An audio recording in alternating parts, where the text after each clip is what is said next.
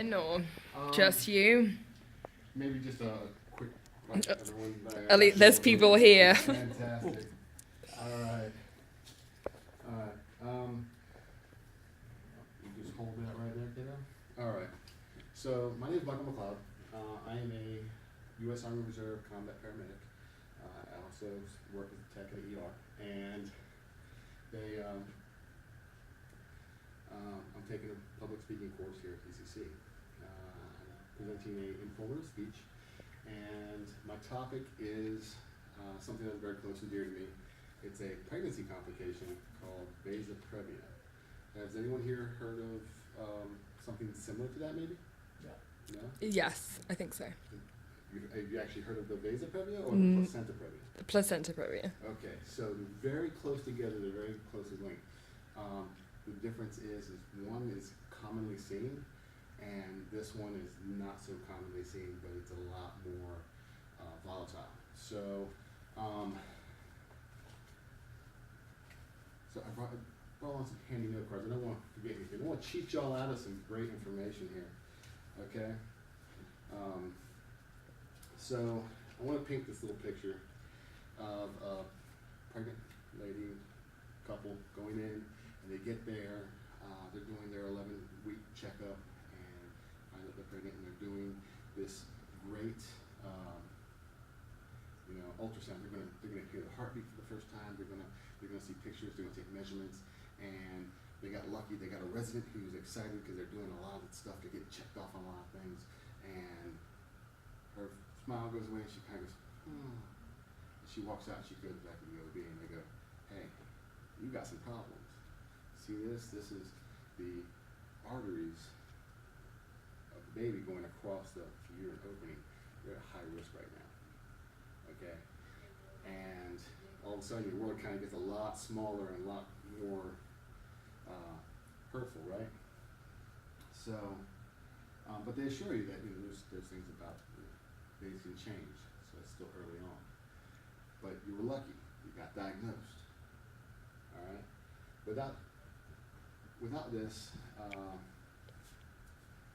without being diagnosed and you have this, there's a 95% chance of a severe complication that could result in the death of the baby or the mother. So, and it's still not a common practice to test for this. So, what I want is to be able to explain this a little bit more in depth, because it's considered a rare complication. So, but it's easily seen. Ultrasound, color Doppler, boom, you see everything. You instantly know you have it. Now, 20 years ago, you couldn't count on ultrasounds, you couldn't count on Dopplers to actually be accurate with this. So with that, what is rare? 1 in 2,500. Sounds kind of rare. I'm going to re-hit that a little later. All right. So with the new testing and everything else, we are actually seeing more positive results. These numbers are getting bigger because we're not seeing them after someone's died. We're seeing them before and being able to turn around and kind of foresee the future and kind of plan ahead. All right? Because these were often diagnosed after death. That's okay, oh, you miscarried late in the term, and whatever complication, and they go, oh, this is why. Okay, so this presents early on in pregnancies, and for mothers who don't even know they're pregnant yet, 11 weeks, that's still pretty early. You're not showing for the most part in a lot of cases, and it might show up as a painless bleed. You might think, oh, like my period is off or something, and they're like, okay. And it comes out, and there's the little precursors, reasons why you might have this condition. Low-lying placenta, the baby implanted low in the uterus, and now you have placenta previa, and that's going to grow out of the side, but maybe something else is having something to do with it. Previous miscarriages, abortions, abdominal surgeries, anything that can cause scar tissue down there, can be a reason to have this, okay? I want to touch on a couple of the organizations that I've actually relied on for this information. There's an international Vasa Previa site. It seems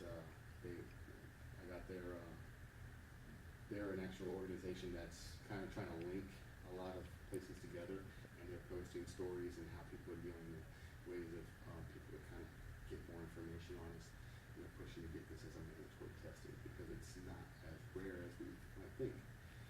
All right, so, but I've said a lot about that.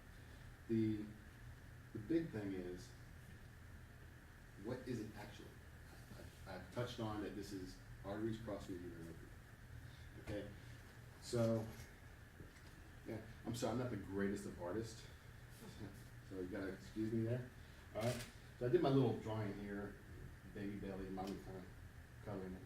So this right here would be the placenta. All right, now the uterus is kind of like a giant patch of Velcro, and it can only be used, each patch can only be used once. All right, no amount of pregnancies will ever be mounted. The placenta will never be in the same spot.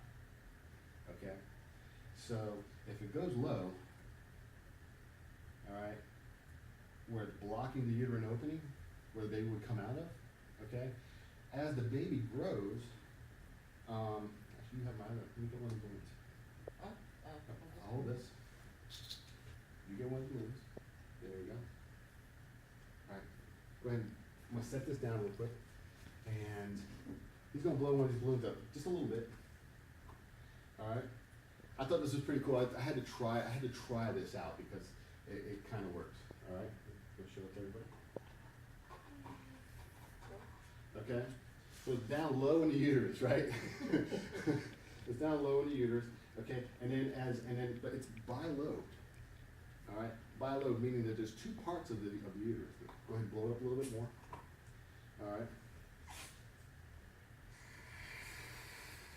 All right. There you go.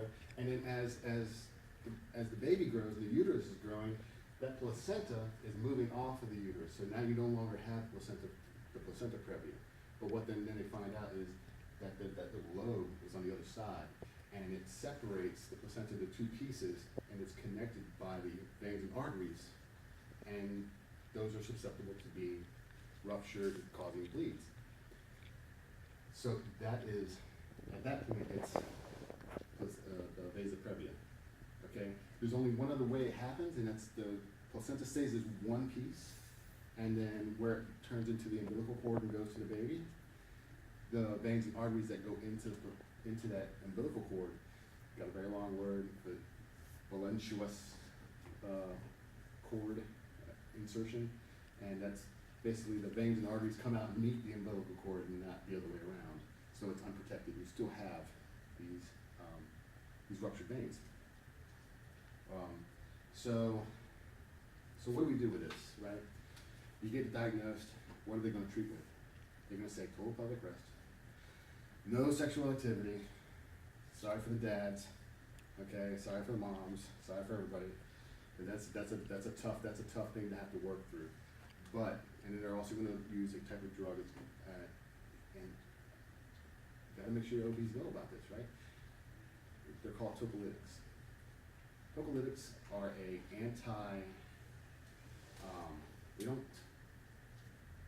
they stop uterine action. So any contractions and stuff like that.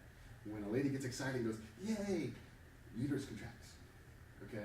When they stretch, they go to the bathroom, when they do anything, exercise, when they're having their period, when they're, any of these things, eat a lot of great chocolate or whatever, it doesn't matter what it is.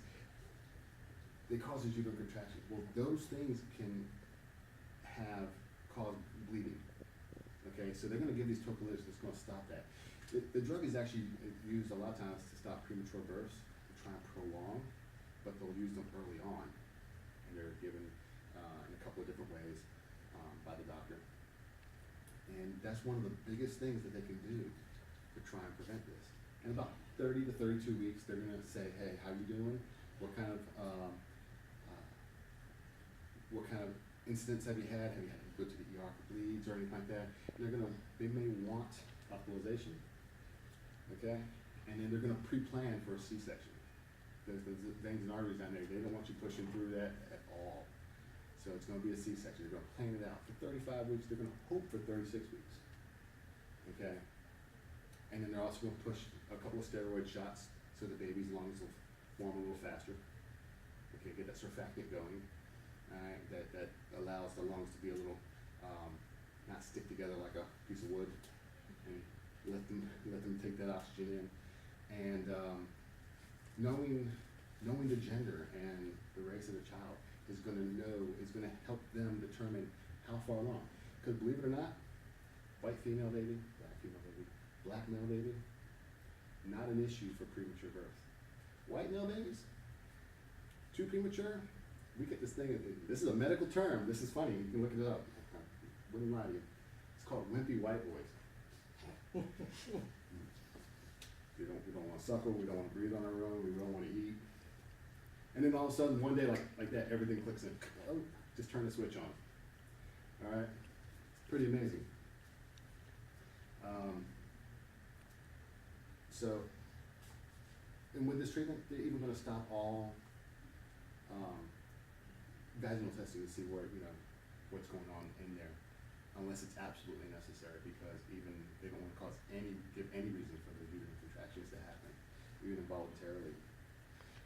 Some of the other considerations that they're going to take in are going to be gestational diabetes, have a high risk for that. Placenta Previa is being part of that. We've discussed that already. There's even a study, the National Library of Medicine and Institute of Health. They even have a study going on about preeclampsia, which is a blood pressure issue and has to do with swelling and a whole bunch of other things going on, and its association with the vasa previa.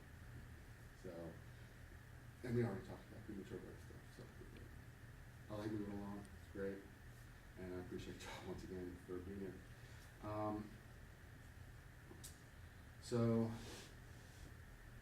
the diagnosis is key, and once diagnosed, survival is like 100%.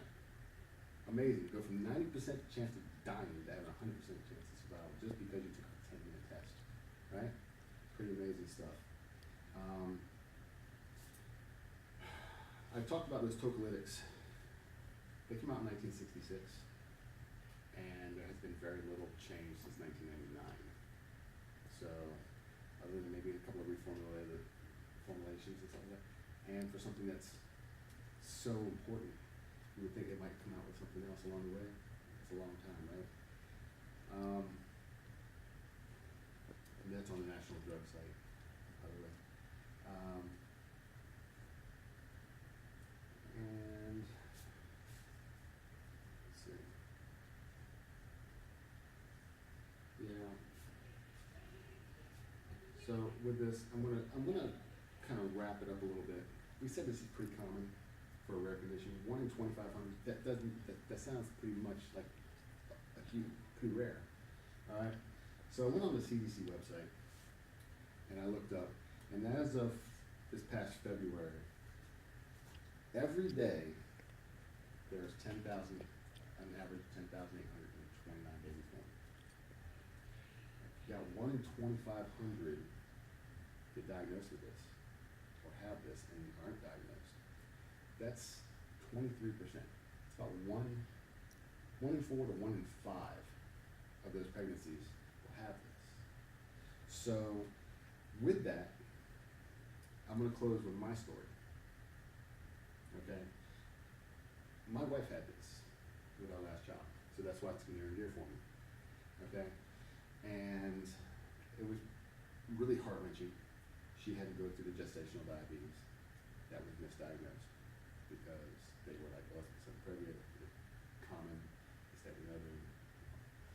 All kinds of different little things happened. Tocolytics weren't being used. She did four ER trips. Okay? Well, my story comes in is all the medical training I've had and births I've had to deal with and go through and C-sections I've helped with in the hospital. I was in the desert, sleeping on the hood of my truck. First sergeant comes over and wakes me up. Hey Doc, wake up. Going home. Red Cross message. Wife's in, getting ready to have emergency surgery. That is never, that's never something you want to not have planned, you know. It was hit or miss, but because they knew, they had blood on hand, and everything came out fine. He was born 5 weeks early. He had the wimpy white boy. He had collapsed lung, and 3 weeks in the NICU. Pulled through like a trooper. He's just over 2, and running like a champ. But still, it's a scarring thing, and if we could turn around and prolong that maybe a week, not even a week, we may have never had to have those chest tube issues or the feeding issues or any of that stuff that happened. And what I'm trying, if I can get this out, this information out, and increase awareness, and maybe stimulate some kind of research along the way, I would do that in a heartbeat. So now is, but that's it for me. So is there any other any questions about anything I put out? No?